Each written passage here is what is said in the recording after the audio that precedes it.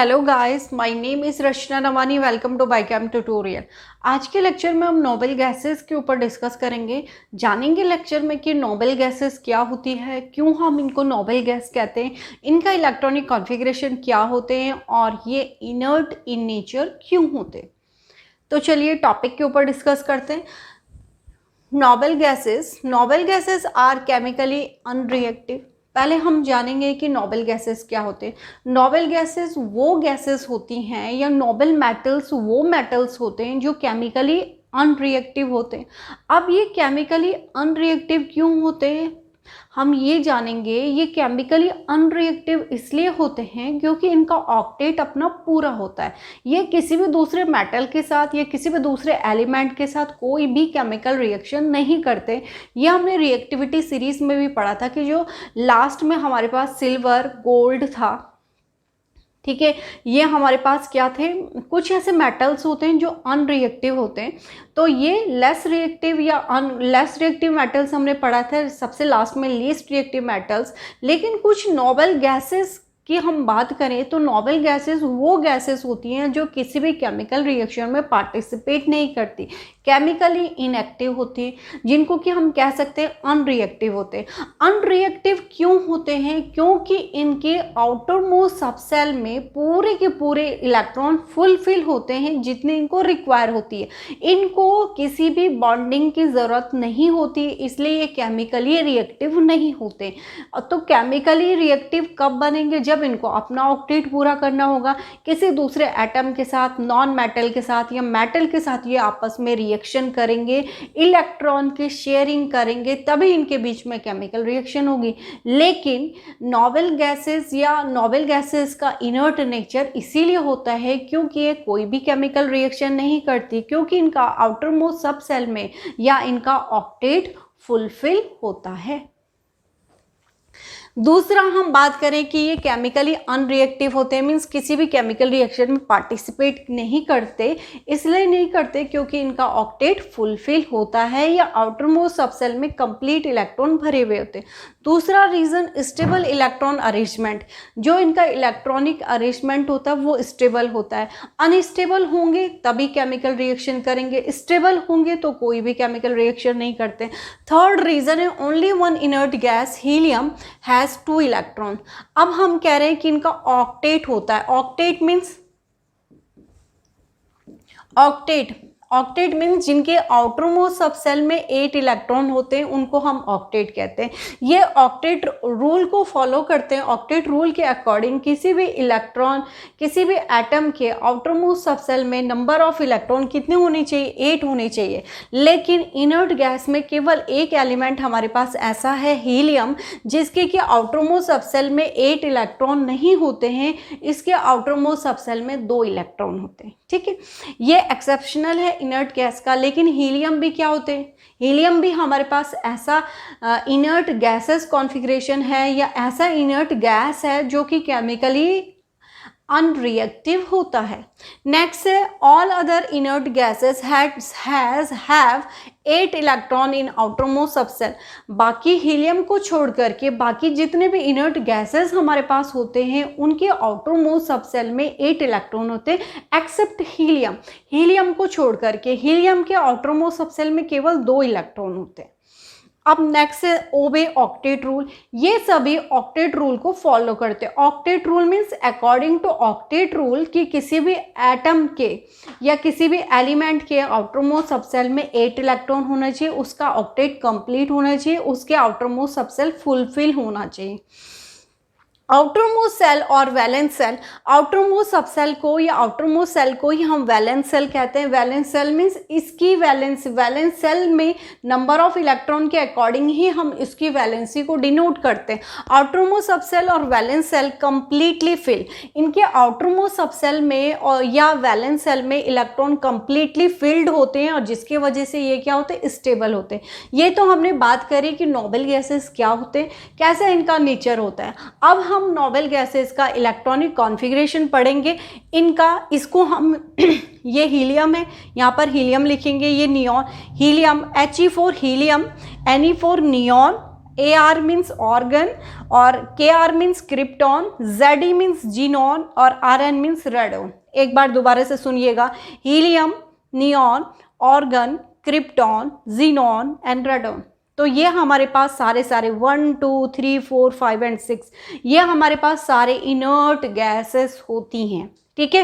Helium, neon, organ, krypton, xenon and radon, ठीक है। अब ये तो इनका सिंबॉलिक फॉर्म में, सिंबल्स में हम इसको कैसे रिप्रेजेंट करते हैं। एटॉमिक नंबर, हीलियम का एटॉमिक नंबर क्या होता है 2। हीलियम को आपको अच्छी तरीके से पता है, हम हीलियम को कैसे लिखते हैं 2He4। तो हीलियम का एटॉमिक नंबर 2 है, एटॉमिक मास 4 होता है। नियॉन 10 नंबर पे आता है, एटॉमिक नंबर 10 ऐसे लिखेंगे, नियॉन एटॉमिक नंबर 10, ठीक है। Argon atomic number 18, krypton atomic number 36, xenon atomic number 54 and radon atomic number 86। तो ये इनका सिंबल्स थे, ये इनका एटॉमिक नंबर है। Electronic configuration according to class 9th में आपने पढ़ा है, electronic configuration according to KLMN, ठीक है।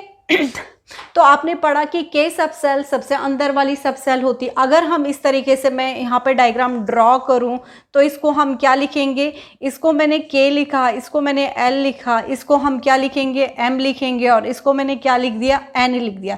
तो ये क्या है K सबसे अंदर वाली सब सेल, इसमें कितने इलेक्ट्रॉन होने चाहिए 2, इसमें 8 2 8 8 18 इस तरीके से आप लिख सकते हो, लेकिन इसको आप डिफरेंट तरीके से बना सकते हो। तो KLMN सबसे अंदर वाली सब सेल में 2 इलेक्ट्रॉन, तो ये कौन सा फॉलो करता है, ये हीलियम फॉलो करता है यहाँ पर।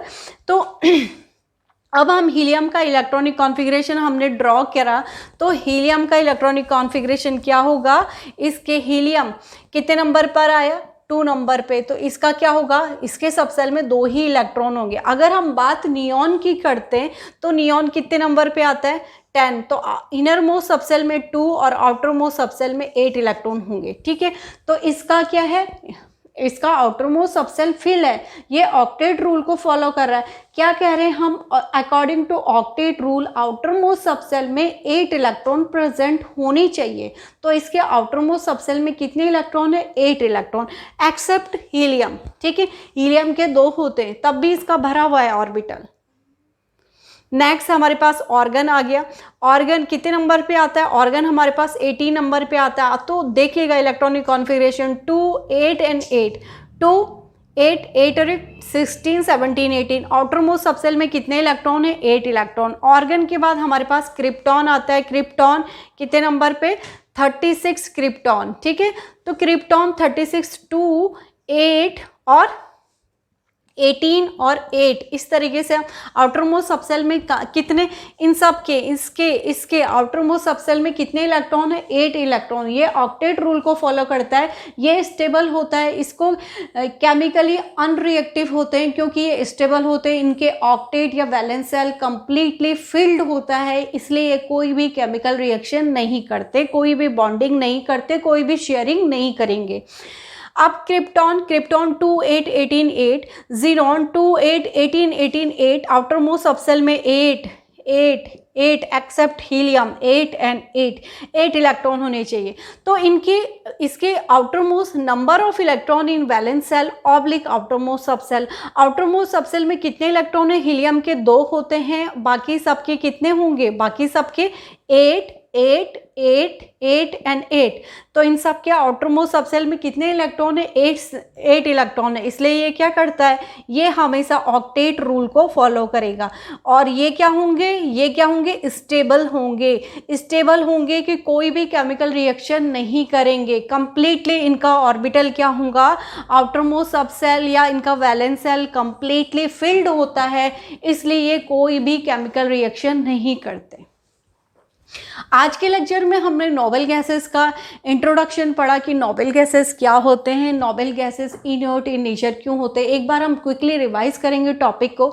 नोबल गैसेस में हम helium, neon, organ, krypton, xenon और रेडॉन की स्टडी करते हैं। ये हमारे पास कुछ नोबल गैसेस है। ये केमिकली इनएक्टिव होते हैं या केमिकली अनरिएक्टिव होते हैं। ये केमिकली अनरिएक्टिव क्यों होते हैं? क्योंकि ये किसी भी केमिकल रिएक्शन में पार्टिसिपेट नहीं करते। क्यों नहीं करते?